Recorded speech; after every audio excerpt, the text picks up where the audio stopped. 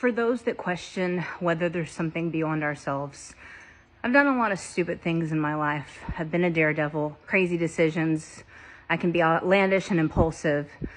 One story that I'll share is whenever I was driving and I was going faster than I should have been going, and it was raining really hard.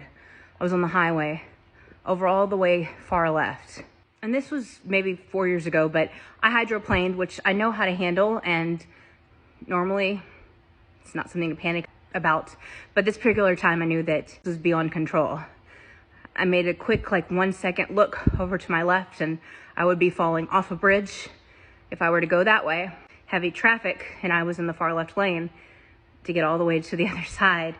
But I didn't have a choice, so I jerked. Normally you don't jerk in a hydroplane, but in this particular instance, I knew that total control was lost, and I didn't want to fall off that side of the bridge. Let go as my car started to swerve and pass through 3 other lanes, and the only thing I said out loud was, "God, please don't let me die."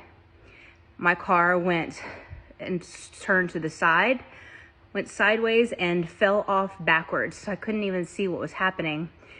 It happened pretty fast. It stops, and I'm in a ditch below. I look up, and when it stopped, I realized I was still alive. Not only was I alive, I didn't get hit by any of the cars that were passing pretty fast on the toll road highway. In Texas, we go pretty fast. I didn't flip the car. I didn't roll. And it was a steep fall, which is pretty insane. I don't know, maybe 15 minutes of that. An off-duty fireman saw me out in this ditch thing and found me, and they were so helpful and so amazing. And then we looked at the tracks, and they were like, "How did you tumble? How are you upright?" And I said, "I don't know."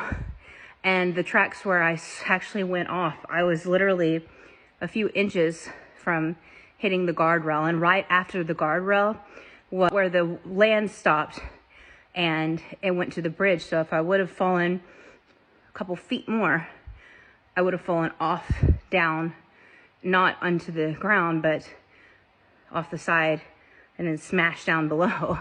And if I would have just been another second later, I would have smashed into the cement guardrails.